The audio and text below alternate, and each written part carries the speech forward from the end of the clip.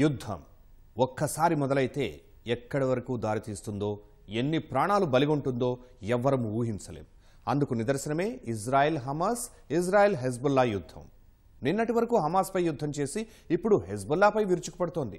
ఆ సంస్థ అధినేత సహా కీలక నేతలను మట్టుబెడుతూ పైచేయి సాధిస్తోంది. హమాస్కు అండగా ఉన్న హౌతీలను లక్ష్యంగా చేసుకుంది ఇజ్రాయెల్. యుద్ధంలో అణుదాడి డిమాండ్లు వినిపిస్తూ ఉండగా మూడో ప్రపంచ యుద్ధం తప్పదా అన్న ఆందోళన వ్యక్తమవుతోంది. అదే జరిగితే పరిస్థితి ఏమిటి? పరిస్థితి ఇంతవరకు రావడానికి కారణం ఏమిటి? పోరాటం ఎటు దారితీయనుంది?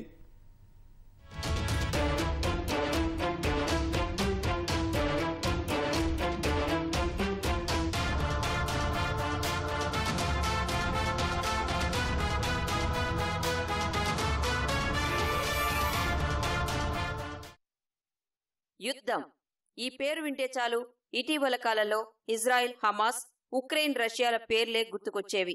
కానీ ఇప్పుడు ఇజ్రాయెల్ హెజ్బుల్లా హౌతీల పేర్లు ఎక్కువగా వినిపిస్తున్నాయి. గత కొంతకాలంగా తమ దేశంపై రాకెట్, క్షిపణి దాడులతో విరుచుకుపడుతున్న ఉగ్ర సంస్థ హెజ్బుల్లాపై ఇజ్రాయెల్ ప్రతీకార దాడులను ఆరంభించింది. లెబనాన్పై పేజర్లు, వాకీటాకీల దాడులు సహా వరుస వైమానిక దాడులతో విరుచుకుపడుతోంది. హెజ్బుల్లా అంతమే లక్ష్యంగా దాడులు సాగిస్తున్న ఇజ్రాయెల్ రోజురోజుకు దూకుడు కొనసాగిస్తోంది.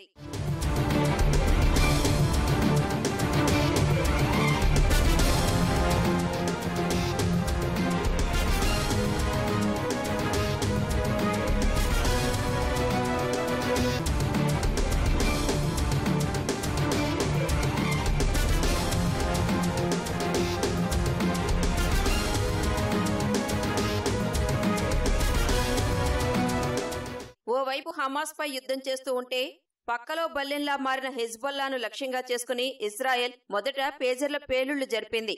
హెజ్బుల్లా అధినేత నస్రల్లా లక్ష్యంగా భీకర దాడులు చేసింది. పశ్చిమాసియాలో కరుడుగట్టిన ఉగ్రవాద సంస్థను దాదాపు 32 ఏళ్లుగా ముందుండి నడిపించిన నస్రల్లా పాతాళంలో దాక్కున్నా పక్కా ప్రణాళికతో అంతం చేసింది. ఇజ్రాయెల్ సైన్యం, ఇజ్రాయెల్ డిఫెన్స్ ఫోర్సెస్ వ్యూహ రచనతో వైమానిక దళం ఆపరేషన్ న్యూ ఆర్డర్ ను పూర్తి చేసింది. భూగర్భంలోని బంకర్లోంచి నస్రల్లా తప్పించుకోకుండా పగడ్బందీగా వ్యవహరించింది. నస్రల్లాను హతమార్చే వరకు విశ్రమించకుండా దాడులు కొనసాగించింది ఇజ్రాయెల్.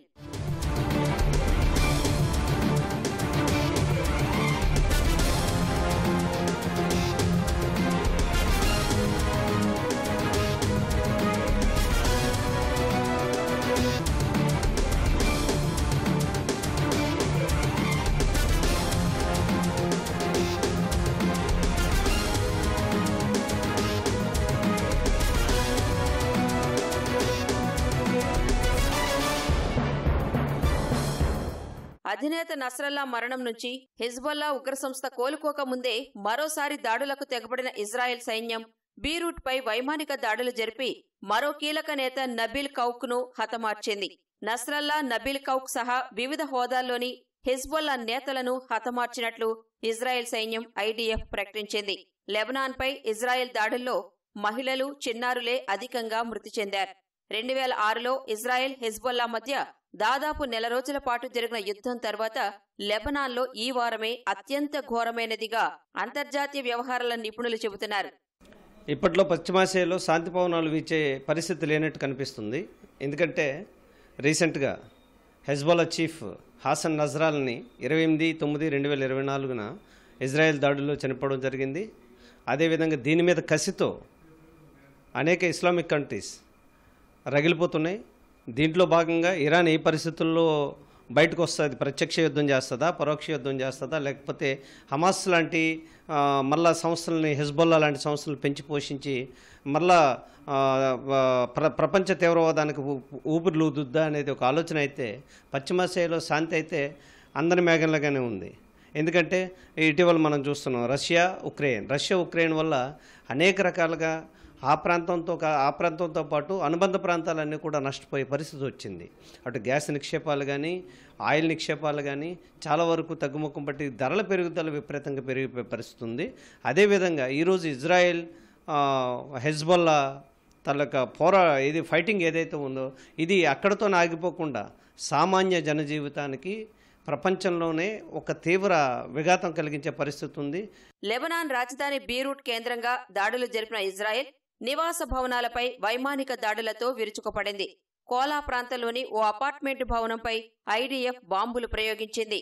ఇప్పటివరకు హెజ్బొల్లా స్థావరాలను లక్ష్యంగా చేసుకుని దాడులు చేసిన ఇజ్రాయెల్ నివాస సముదాయాలపైన విరుచుకుపడటంతో ప్రాణనష్టం పెరిగే అవకాశాలున్నట్లు తెలుస్తోంది.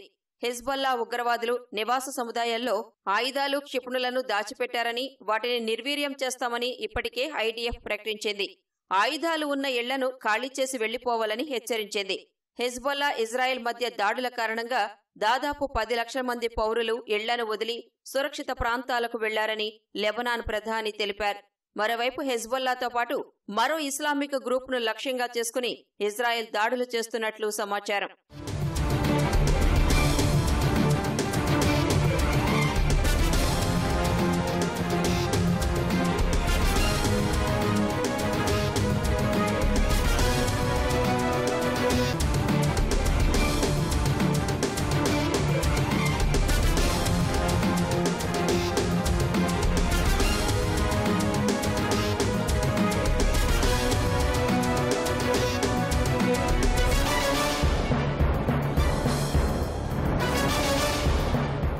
లెబనాన్పై ఇప్పటివరకు వైమానిక దాడులకే పరిమితమైన ఇజ్రాయెల్ ఇక భూతల దాడులు సైతం చేసే అవకాశమున్నట్లు తెలుస్తోంది. అదే అనివార్యమైతే హెజ్బొల్లా సైతం విరుచుకుపడుతుందని ఆ సంస్థ డిప్యూటీ చీఫ్ నయీం కసేం వెల్లడించారు. అలా అయితే యుద్ధం కొత్త మలుపులు తీసుకునే అవకాశాలు కనిపిస్తున్నాయి. ఇన్నాళ్లు ఇజ్రాయెల్కు వ్యతిరేకంగా తిరుగుబాటుదారులకు మద్దతు ఇచ్చిన ఇరాన్ ప్రస్తుతానికి మౌనంగా ఉన్నా రాబోయే రోజుల్లో అది ప్రత్యక్షంగా మద్దతు తెలుపుతుందా అన్నది తేలాల్సి ఉంది. ఇరాన్కు రష్యా మద్దతు ఉన్న నేపథ్యంలో ఏం జరుగుతుందో అన్న ఉత్కంఠ నెలకొంది. ఇరాన్ ప్రత్యక్షంగా రంగంలోకి దిగితే ఆ అడుగులు మూడో ప్రపంచ యుద్ధం వైపు మలుతాయేమో అన్న ఆందోళన కూడా వ్యక్తమవుతోంది.